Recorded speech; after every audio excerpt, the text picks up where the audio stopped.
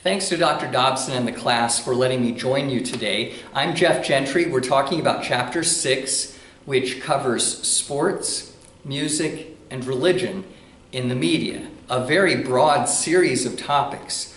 The chapter gives you 15 pages on sports, 10 pages on music, and 8 on religion. And all I'm going to try to cover is the opening on emotions and then a little bit on sports. I can't even cover everything there, but I'm going to try to add some interesting material besides what you get in Chapter 6 to complement what you've read. And I really appreciated your questions that you submitted, and I hope that you enjoyed some of the discussion questions that I provided to you. So, emotion plays a huge role in the impact of mass media. Psychologists and communication theorists agree on this point. And you have to understand two things that work together in the human being to create emotion. Emotion is a very difficult phenomenon to describe, but one way we can narrow to it a little bit is to look at arousal and cognitive appraisal.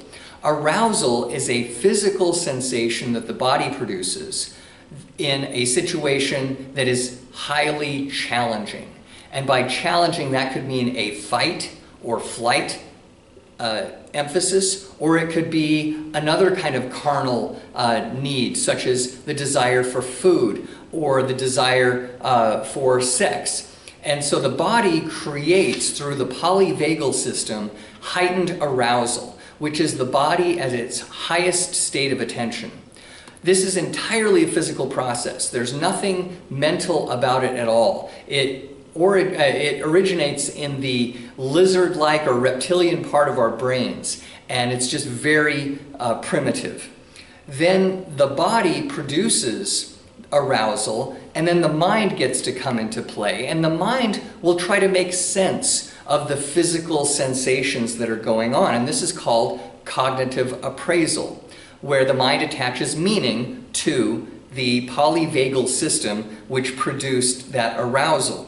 The polyvagal system is this very primitive but technically and physiologically complex system that helps us survive.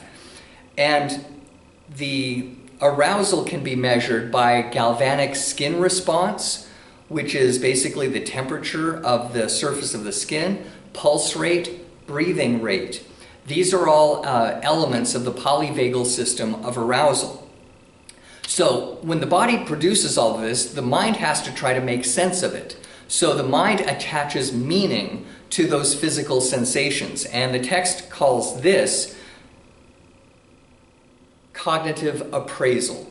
So the cognitive appraisal is when we assign meaning to those physiological responses. Now, all of this is still fact, right? The physical sensations in the arousal system are mere factual, scientific elements, and assigning cognitive meaning is also factual, where the brain logically tries to make sense of what the body is telling it.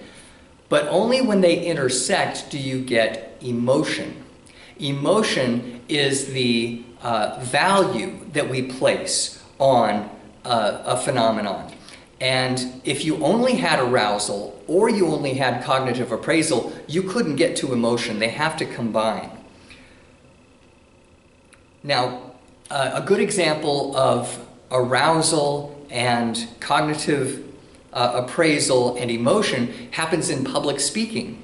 When someone gives a speech, they have physical sensations going on, such as what I mentioned, the advanced heart rate, the increase in breathing rate, the skin temperature. Those all increase, and that's a physiological response to a challenging situation. That's the polyvagal response. So, but if you have two different people encountering the same experience, this arousal, you can have two very different emotions result based on the cognitive appraisal. So if you take a veteran public speaker who has won awards and is giving the 15th speech of the year, and they've been paid well and they are really excited about giving speeches, they are going to assign different meaning to the exact same physiological process compared to a novice speaker who maybe has heard negative things about public speaking. And it's just really fascinating the differences between those two, because I promise you, the veteran public speaker who makes lots of money giving speeches is going to have the exact same physiological arousal as the novice speaker. The difference is in the emotion. The novice speaker may choose to attach negative emotions and therefore create negative self-talk, such as, oh, this is a very challenging situation, this is something I can't do, whereas the veteran speaker has been there before and says, oh, my body is at its highest state of awareness, I'm ready to go take the stage. So that's just an example of emotion. And media definitely interplay with individual viewer emotions. So let's apply this to media consumption. A Grey's Anatomy character dies, or your favorite wrestler finally gets a chance to wrestle the champion and wins, or your team loses the Super Bowl. These are all emotional-laden experiences that we have when we view. And so if I were to ask how many of you know who Dr. Derek Shepherd is, and if I asked how many of you know who Dr. Jerome Adams is, I think more of you are going to know who Shepherd is than Adams. Even though Adams, the current Surgeon General of the United States, is a very important person who's trying to save lives as we speak, whereas Derek Shepherd was McDreamy on Grey's Anatomy. In both cases, or certainly in the Grey's Anatomy, when he died, a lot of people were really heartbroken over it. So sports is a big chunk of media, and sports involves emotion as well as other important impacts on society. So it is an important part of the media, but the chapter makes a few mistakes about sports that I wanted to clarify. It said that 1/3 of all network programming is sports related, but that's not true when we talk about broadcasting, because it says 1/3 of all broadcast network programming is sports, and that's not true anymore. The text was written in 1998, I believe, or at least the evidence that they cited was from 1998. Today, we have very little sports coverage on broadcast network television. By broadcast, we're talking about over the air, not cable or satellite. And broadcasting consists of the major networks such as ABC, NBC, CBS, Fox, and some of their satellites. And sports are really a wasteland on broadcast TV today. I can tell you this because in my family, we only get over-the-air broadcast right now. We get really good over-the-air broadcast, and we can TiVo it, and we can watch Netflix and all of that as well. But we don't have cable TV, and so we didn't even see the CFP College Football Championship game because it was only on ESPN. So television used to have lots of sports broadcasting, but now it's not over the air anymore in any kind of measure. And so 1/3, no, it's no more than 1/10. And a lot of what you do see on broadcast TV is NFL football and college basketball, and not much else. So another important point is that the text says that more than half of all households watch the Super Bowl. Well, that's not true either. The peak was 42% in 1975, and last year it was 41%, so it hasn't gone too far from that. But it's not like everybody tunes into the Super Bowl. A lot of people do. It's the highest rated show in most years. Another misnomer is college baseball, track, and volleyball were rescued by cable television. That's not true. Before cable, I recall watching lots of college volleyball games on broadcast TV, as well as track meets, college track meets. So that's not really the case. However, today, cable TV does put on a lot of sports. Not a whole lot of the sports that the text just mentioned even, but we do get to see poker, and we get to see what is it, cornhole, right? We can see cornhole on cable. So I don't know if that's a great thing, but another fact to point out is that the NBA did not price itself out of the market in 2003. The NBA was on CBS until 2003. CBS couldn't afford the NBA. It wasn't that the NBA couldn't get anyone to broadcast it, because ABC came right in and continued broadcasting the NBA. And you can watch it now on ABC and ESPN. And finally, the Super Bowl didn't beat the World Series in audience size by the 1970s. In fact, depending on how many games the World Series goes, baseball still brings more viewers because it has more games. So in a 7-game series such as we saw last year, baseball still had more viewers than football, accounting for those 7 games. Now, if it's a sweep of 4 games, then the Super Bowl is going to have more of an audience than baseball. So television has clearly changed sports, and that's, I think, the big theme of the first half of this chapter, is that television has really affected the sports themselves. And some of your discussion questions tapped that concept really well. And so I have a chart that I want to show you that is interesting because it shows the different motivations between participating in sports and watching sports. 100 years ago, far more people played sports than watched sports, and I'm afraid it's reversed. Here you see the motivations to play sports versus the motivations to watch sports. Note that the motivations on the left side are more active, and the motivations on the right are more passive. So the discussion questions at the bottom are kind of interesting. What do you think? Which brings more value to individuals, playing or watching? And what do you think? Have people always been this way?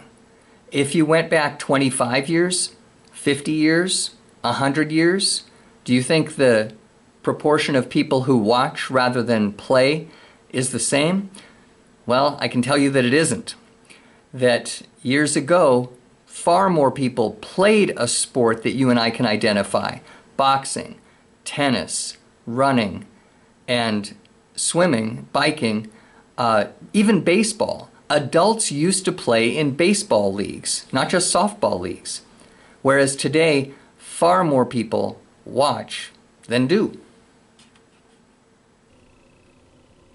Finally, we can discuss the effects of watching versus doing. And this is based on a theory of social capital by Robert Putnam, who wrote the 2000 book Bowling Alone, which is a fascinating essay in book form on how American society has become more and more watching and less doing, more passive, less active. And sports are no exception to this idea. And so some research that I conducted with Garrett Castleberry of the University of Oklahoma, he and I contributed a chapter to the ESPN Effect, the book about ESPN on its 25th anniversary by John McGuire, Greg Armfield, and Adam Earhart. And so in this chapter, we make several conclusions based on the correlation between watching sports, especially the rise of ESPN, and the passive American culture. So first of all, coverage of fitness, sports, and actual workout shows on ESPN nearly disappeared from its early days when it had quite a few of these shows like body shaping and had a lot of fitness shows like or sports like running and racing, which was about road running. We noted that the body mass indexes of both players in major sports and America have grown together significantly. In 1980, 1 out of 7 Americans was obese. Now it's 1 in 3. And what's really scary about that is that caloric intake has been flat. People don't eat any more than they did in 1980, and yet we've had a drastic increase in obesity in our country. Another startling statistic that correlates to the rise of watching is the percentage of men reporting zero activity. In 1994, 11% of all men said they didn't do any exercise. By 2010, that rose to 44%, a 4 times increase in the number of men who don't do anything, and yet we certainly watch others. And finally, today's youth are 15% heavier and slower than their parents were at the same age. So we can see as media consumption becomes a bigger part of our lives, so too does our trend toward the passive culture rather than an active culture. So I would suggest that sports media reinforce the passive society that Robert Putnam postulated in 2000. We watch elites rather than participate ourselves. Few people today know an actual athlete, whereas, again, as I mentioned 100 years ago, far more people participated in sports like boxing or running or tennis than do today. We don't know athletes, but we wear LeBron James's jersey. We watch sports that 99% of adults don't participate in, such as football and baseball and basketball, and we don't watch sports that people do participate in. The millions of people who do run and bicycle and swim, we don't watch those sports nearly as much. And star athletes' salaries can create unrealistic expectations among children and their parents, who think that Johnny can go pro when the odds are stacked against him. And another correlate that isn't necessarily causal, but another correlate to our passive watching culture rather than an active doing culture is that many young men today, who are the primary audience of ESPN, many young men today lack ambition. They don't graduate at the same rates as young women. They are dogged by unemployment and underemployment, and they defer marriage, are less likely to get married or have kids. So those are some of maybe the negative impacts of watching more than doing. This chapter has a lot of fascinating insights, and maybe we'll do another talk about music and religion, because those are great too. So thanks for taking a few minutes to listen to my thoughts about chapter 6 and about the impact of sports on society.